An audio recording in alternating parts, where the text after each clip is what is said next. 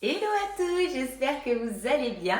Donc bienvenue sur ma chaîne. Aujourd'hui on se retrouve pour préparer le bêtisomètre. Donc le bêtisomètre, on l'a vu ensemble la semaine dernière. C'est donc un outil qui est envoyé par le Père Noël, donc il va arriver le 1er décembre en même temps que les lutins farceurs. Donc l'idée du bêtisomètre, tous les jours, en fait, on va venir mesurer si l'enfant est sage ou pas sage. Et ce que j'ai voulu créer, en fait, c'est une sorte de petit jeu pour permettre, en fait, d'apporter de la magie et des rigolades durant cette période d'avant Noël, sachant que le bêtisomètre, on en aurait bien besoin toute l'année. Bon, en tout cas, on va se concentrer sur la période de Noël. Donc, du coup, l'idée, c'est que chaque jour, en fonction si l'enfant est sage ou pas sage, on va aller prendre une petite pièce, donc du coup, rouge ou verte, en fonction du sage ou pas sage. On va la mettre dans une petite tirelire. À la fin de la semaine, on va faire le décompte en fait des pièces vertes et des pièces rouges présentes dans la petite tirelire.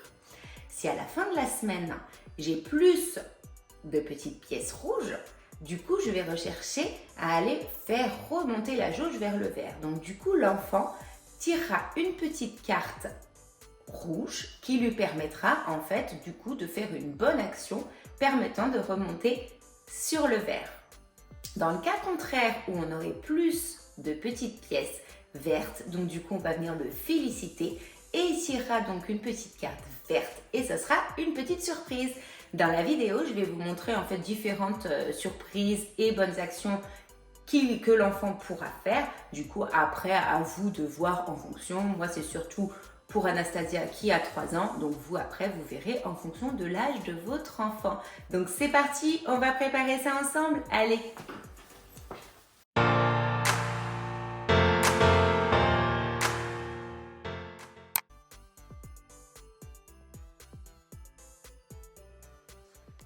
Alors, nous voilà sur le Design Space.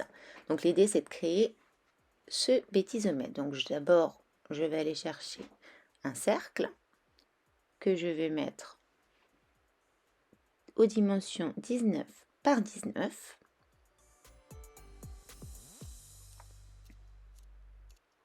Ensuite, un second, que lui, du coup, je vais réduire à 16 par 16. Ensuite, je vais les centrer.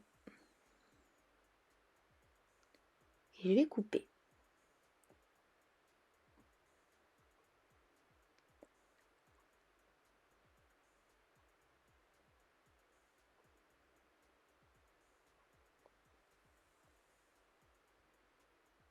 Donc ensuite, je vous laisse regarder à l'écran les manipulations, parce que du coup, ça parle tout seul.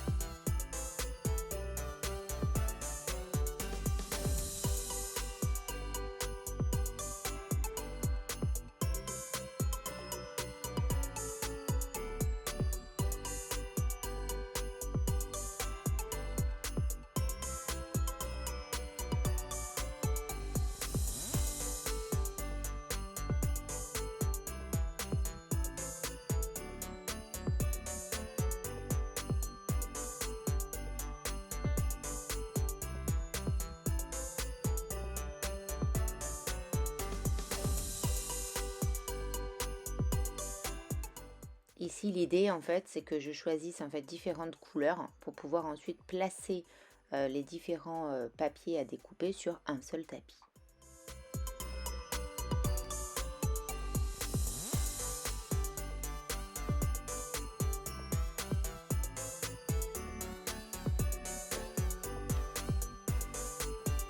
Donc voilà, j'ai positionné en fait mes différents papiers pour pouvoir faire la découpe en fait en une seule fois. Donc ici c'est pareil, je vais aller positionner en fait mes différentes découpes vinyle pour que je puisse en fait également positionner sur mon tapis de différentes pour avoir qu'un seul tapis finalement. Ensuite je viens donc créer mes pièces et mes cartes bonnes actions et surprises. Donc là pareil, hein, vous verrez de différentes idées. Après à vous de voir ce que vous avez envie de faire comme surprise et comme bonne action également.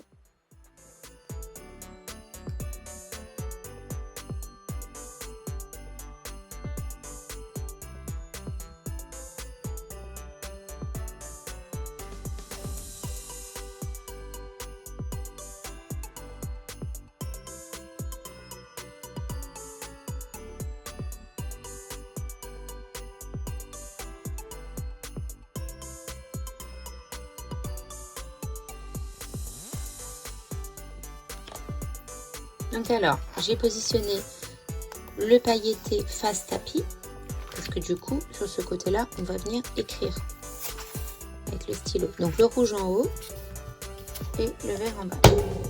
J'hésite pas à passer mon rouleau pour pas que ça bouge et c'est parti. Donc l'idée, en fait, pour connaître le centre du cercle, donc en fait je vais tracer donc d'abord une première ligne où je vais, là j'ai pris 13 cm. Ensuite je vais prendre juste en fait mon équerre pour retracer une autre ligne dans l'autre sens. Pareil dans l'autre sens. Et ensuite ici je vais venir chercher les 13 cm. Je joins ensuite les 4 points et ce qui me donne mon centre. Et si je vérifie, j'ai bien 9,5 à chaque fois sur les longueurs. Ok. Ensuite je vais venir positionner.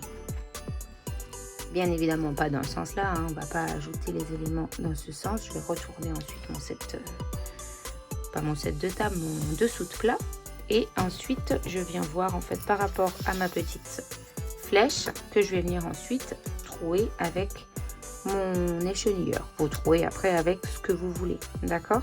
Et là en fait je vois qu'on est bon au niveau en fait du centre, puisque là elle tombe vraiment au milieu en fait de mes tracés. Donc c'est parti ensuite pour le collage avec mon pistolet à colle. Donc voilà, donc faites attention lorsque vous collez en fait avec le transfert tape tout ce qui est vinyle, pour pas que ça accroche sur le papier. Donc vraiment on colle, on pose, on décolle tout de suite. Pareil au niveau, les lettres sont très fines ici, donc pareil tout doucement, on y va tranquillement mais sûrement. Donc voilà, plutôt pas mal. Donc j'ai positionné mon attache parisienne, donc hop, que j'ai replié derrière en fait pour que je puisse en fait bouger ma petite flèche comme je le souhaite. Donc voilà.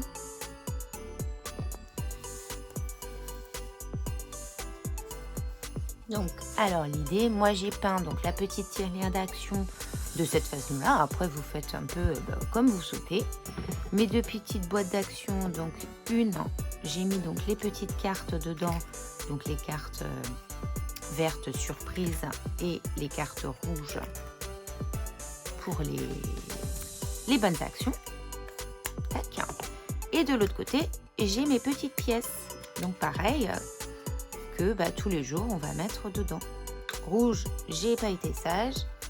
Vert, je suis super sage.